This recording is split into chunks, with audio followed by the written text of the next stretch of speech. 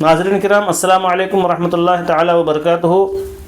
अक्सर व बेशतर छोटों को बड़ों को सबको पेट का दर्द होना आम है, लिहाजा अगर आप में से किसी को पेट का दर्द हो जाए तो इस आयत करीमा से फ़ायदा उठाएं। आयत करीमा के पढ़ने का तरीक़ा यह है कि इस आयत करीमा को 7 दफ़ा पढ़कर थोड़े से नमक पर दम करके चाट लें या फिर पानी में घोलकर पी लें। आयत करीमा यह है, अऊज़ु बिल्लाहि मिनश शैतानिर रजीम, बिस्मिल्लाहिर रहमानिर रहीम, वल्लाहु अखरजकुम मिन बुतूनि उम्महातिकुम।